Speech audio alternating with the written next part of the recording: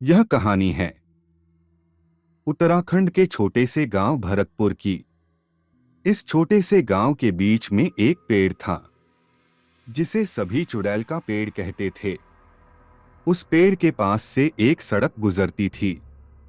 सभी गांव वासियों ने फैसला किया, इस सड़क का इस्तेमाल वर्जित रहेगा ताकि कोई दुर्घटना ना घटे। इस गांव में एक छोटा सा परिवार रहता था जिसमें निकिता और उसके माता पिता रहते थे। निकिता 14 साल की है और 9वीं कक्षा में पढ़ती है। एक दिन निकिता को सुबह उठने में देर हो गई। उसके माता पिता उसके नानी के घर चले गए थे। निकिता जल्दी से अपनी स्कूल यूनिफॉर्म पहन के निकलती है। वह अपने घड़ी में देखती है, समय अब काफी कम है। वह वर्जित सड़क से जाने का सोचती है और वह वर्जित सड़क से स्कूल चली जाती है। जब वह उस सड़क को पार करती है तो उस पेड़ से वह चुड़ैल सब देख रही थी और वह चुड़ैल निकिता को देखकर खुश हो जाती है और देखती है, उसका चेहरा बिल्कुल मेरे जैसा है। और वह चुड़ैल जोर जोर से हंसने लगती है।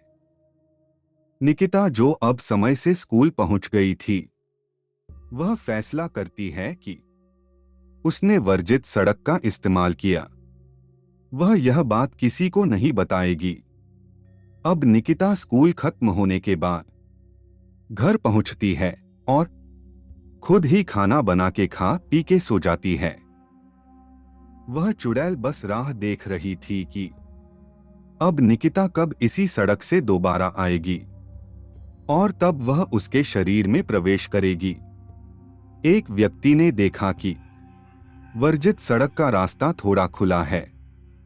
उसने उस रास्ते को और अच्छे से बंद कर दिया और सभी को चुड़ैल के बारे में बताने लगा और लोगों को जागरूक करने लगा कि इस सड़क का इस्तेमाल न करे, वरना वह चुड़ैल सबका घर बर्बाद कर देगी। और चुड़ैल से बचने के उपाय को लोगों को बताने लगा। वह व्यक्ति नहीं चाहता था कि वह चुड़ैल और किसी को नुकसान पहुंचाए। चुड़ैल प्रतिदिन निकिता का इंतजार कर रही थी, मगर निकिता ने जब से उस व्यक्ति की बातों को सुना था, उसने सोच लिया कि अब वह दोबारा उस सड़क का इस्तेमाल नहीं करेगी। मगर कुछ समय बाद उसकी दोस्त और वह जब स्कूल से निकलते हैं और वर्जित सड़क की ओर देखते हैं, उसकी दोस्त निकिता से कहती है, तुम्हें पता है इस सड़क की चुड़ैल की कहानी के बारे में? निकिता कहती है, हाँ, उसकी कहानी एक व्यक्ति सभी को बताता है और कहता है इस सड़क का इस्तेमाल न करे।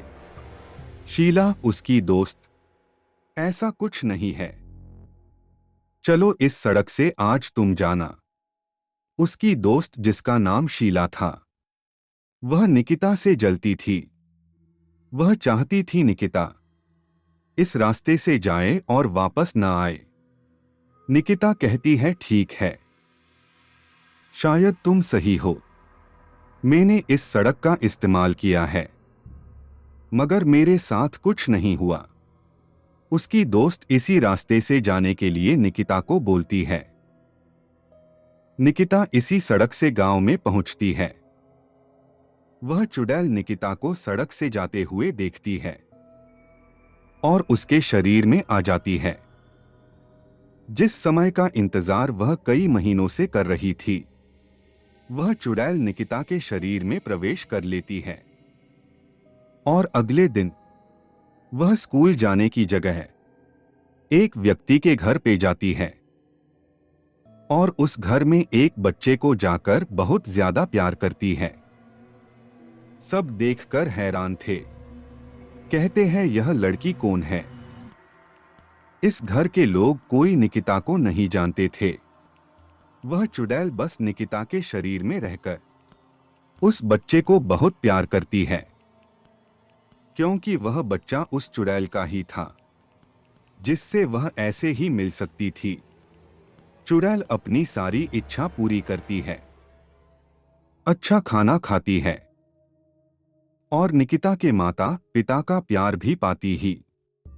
वह चुड़ैल अपने बचपन में कभी खुश नहीं रही, इसीलिए वह चुड़ैल निकिता के शरीर में रहकर अपनी जीवन की सभी इच्छा पूरी करती है। और निकिता का शरीर 7 दिनों तक उसके वश में था। अब 7 दिन बाद वह चुड़ैल निकिता के सामने आती है।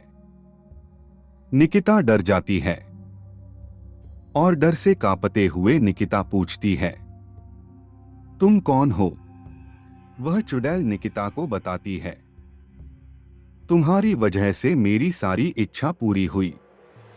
वह बताती है, मैं वह चुड़ैल हूं जिसके बारे में तुमने सुना है।